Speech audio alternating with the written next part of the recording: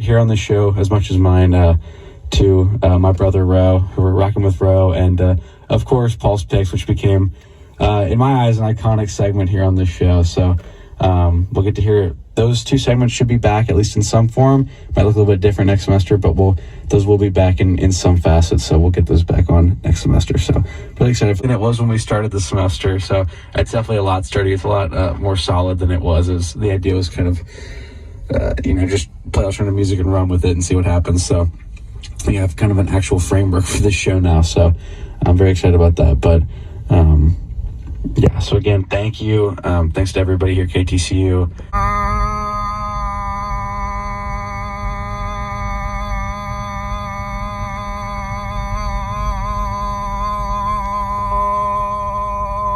All right, another night. A delivery. I head back to see Kitty, Linda.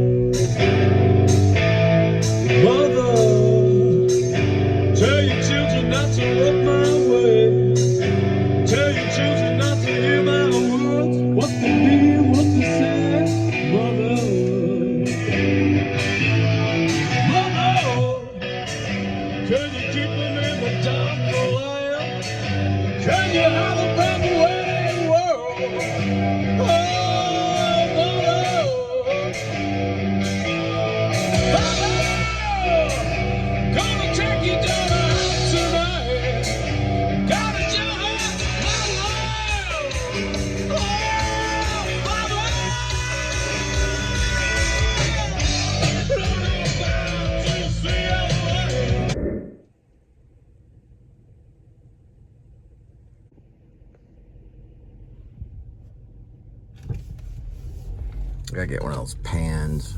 Completely forgot. Those pans that you put, like, I guess, meat in or whatever.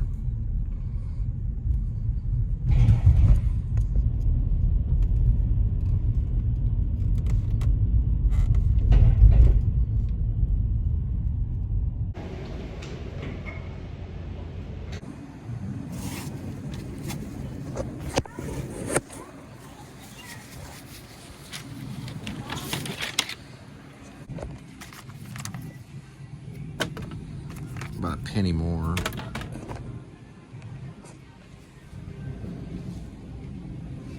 Lines for 99 cents. Oh, really?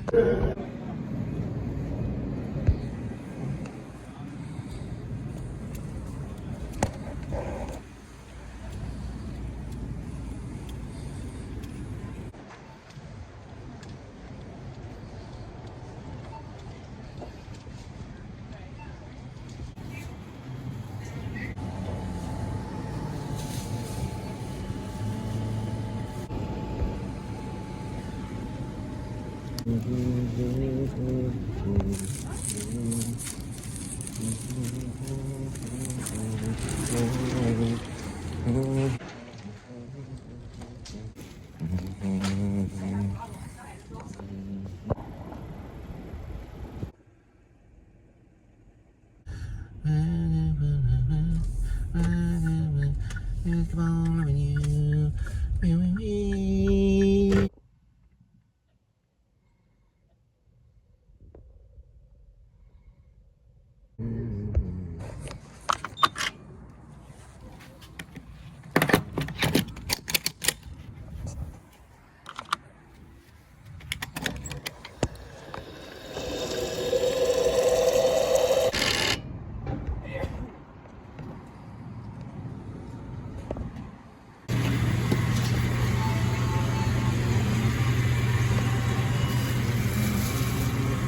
Well, they didn't have the tuna, which is my favorite, but they had like a ham and cheese turkey or something like that. And then they've thrown out the taquitos. I've already written off the taquitos. And it's about that hour of throwing out taquitos and sandwiches. which I do like the tuna fish. It's one of my favorites. They have it, but maybe other people like them. I don't know. This one's more like a turkey cheese get up, you know. Looks like we'll be having our turkey roll right here. All right. 7-Eleven. Hey, kind of see. I don't know. I guess that's 7-Eleven right there.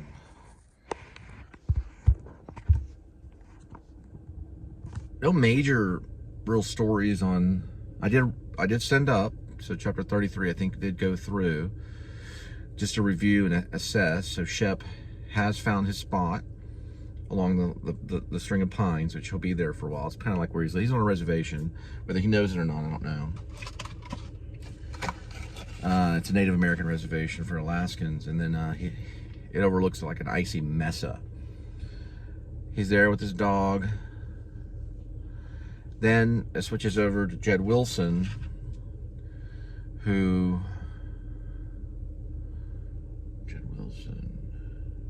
Yeah, he did receive the Amazon package that got his snow tracks and got out. Oh, right. He's going to go ahead and get the coordinates from the dwarf. He'll end up at 7-Eleven on Fairbanks. That's when he'll see the green dumpster. He's like, where is everyone? What's going on? This is crazy. And he looks, see this little smoke coming out of the dumpster. Like, what in the world? So he goes and gets his fire extinguisher out of his GMC van. Walks over there in his Megadeth shirt, which has like a long sleeve thermal coming out. He got a snow cap. And he opens it up first. Takes a fire extinguisher, and there's a dude in there warming himself. Post Malone type. Turns around like Golem or whatever that guy is. He's like, what are you doing? You live in a freaking dumpster behind 7-Eleven? He gets the ride, it like cuts to, and they're driving on the GMC. He's all driving, he's got like Megadeth on, or Metallica Black in, or something, or maybe Black Sabbath or something. Some kind of shtick goes back, spins around, a little stick mythy or something. And there's a fly buzzing around. He swats at the fly and rolls the window out. The dude that's his name's Droopy,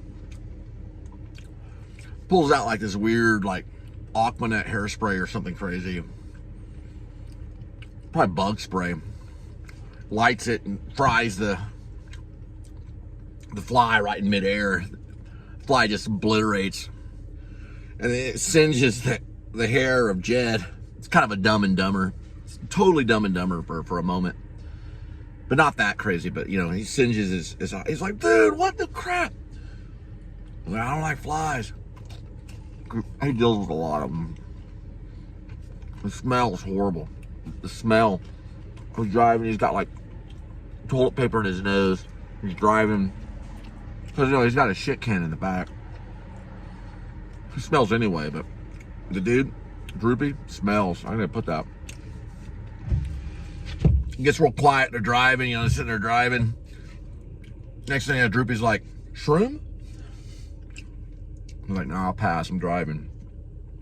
I mean, it cuts and it shows Droopy. He's like, you know, got tears coming down, you know. So obviously it's going to be a real challenge for Jed Wilson to have to teach Droopy to snipe as part of the militia. Kind of Apocalypse Now moment, you know, when they meet that one dude that has the grenade launcher, and there's something like Purple Haze or something. Listen to Jimi Hendrix. It's Snickers ice cream. I mean, it's not ice cream. It's trees, Snickers trees. So, it might cut to at that point. I might go as far as cut to. And Jed's building a snowman.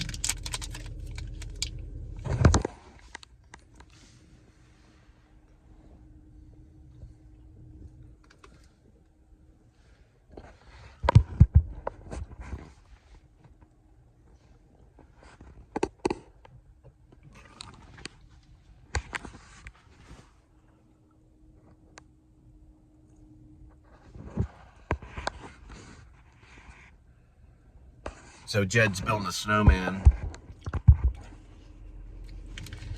And he builds it, puts a little carrot in the nose and everything. It gets real kind of, maybe a little Remo Williams wear, because Jed's actually pretty militant because of the dwarf. He actually knows what he's doing. And he announces off very, like, you know, big time, what's that called? It's not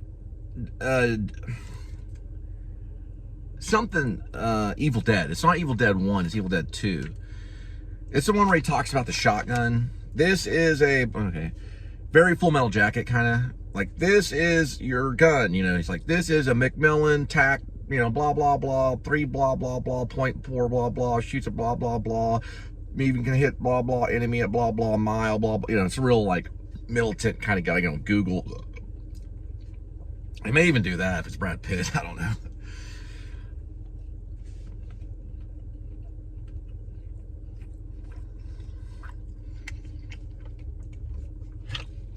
So, well, the first thing you gotta learn about this is that you can't be scared pulling the trigger. He's talking about the snipe. You gotta do it with a half breath. So let's first take a full breath. That's what you don't do. Don't do that. It's not good. I don't like that. The second thing, well, the first thing you do, you take a half breath. So the first thing you do is you don't take a full breath. Second thing, you take a half breath before shooting. So you just go, hold it. Very good. That's what we're going to practice today. Ready? And so, like, Droopy's like, all right, man, okay, I get the idea. He's like, no. He takes the freaking, you know, joint. He's like, you know, this is very Brad Pitt. He's like, no, he throws it down and steps on it or whatever.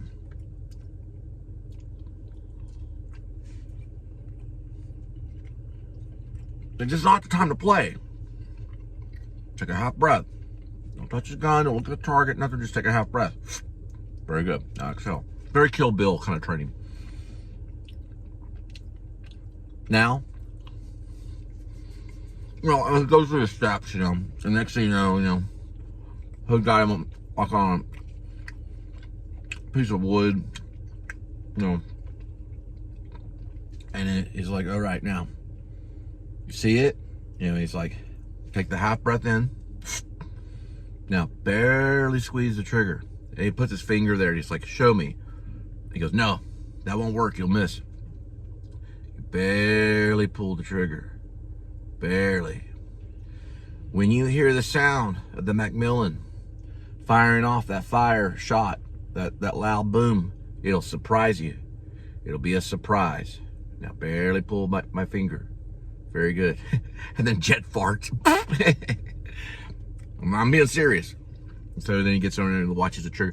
So Jed's only watching the trigger, and, like, you know, he's really training him. And he's got like a, you know, the crosshairs on the carrot. So he's just gonna shoot the carrot off the nose of the snowman. He can't hit the snowman at all, just the carrot from profile. He's got like a lot of things sticking off the carrot, like, you know, he's got like a carrot nose, but he also got carrot ears and like carrot, like all this, like, you know, kind of Shrek, you know. So he's hitting these carrots. So he's like, let me show you this. And he pulls out a similar gun, like an SR-25 or something. He's like, you won't be using this one today, but watch what I can do. Then Jed pulls it up and he goes, he shoots like each carrot off, you know. And all the carrots go flying off the snowman. That's why he's called Jed the Snowman. So then he gets him and he finally gets a few shots off. And it takes him like all day, and it's like the sun's starting to set. And finally, Droopy splits that carrot right in two. It's like a 50-yard shot or something, you know. Maybe a 75-yard shot. And that's that sequence.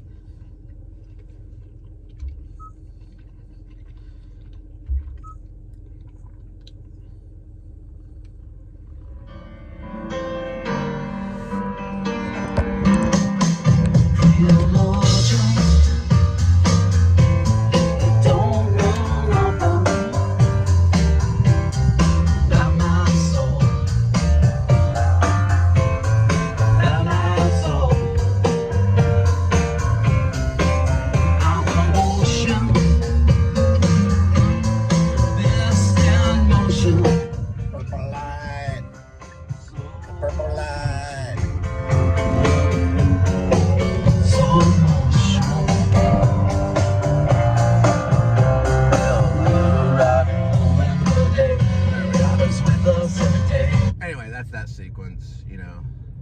I don't know if theologians will pull up, like right after there, whatever, you know, music comes up. But the idea is that Jed teaches this total loser. This is the whole pattern where we get into the life of what the dwarf wants. You know, he wants to turn these displaced people, kind of what Chris Collin might have wanted, maybe. These kind of crazy people into militant army types, regardless of Dog Night Out. But what the dwarf does want is he does want everyone, regardless of criminal or badge, to be respectful and show high respect to the pet dogs and service animals of the displaced losers under the authority of the dwarf.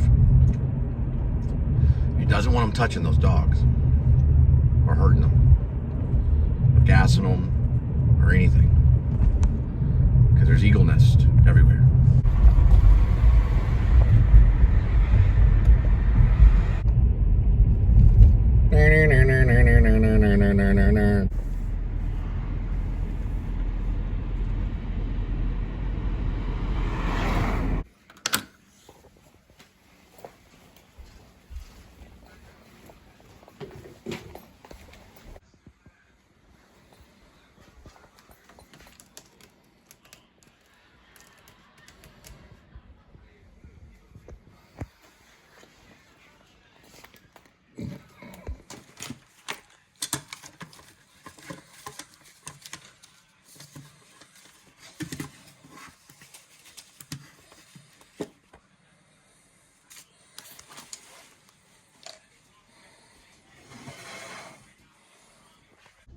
Stop it, Kitty. You must stop, seriously, before I sound more like William Shatner. Oh, God. And we're on a roll. Tonight, it's going to be a long one. We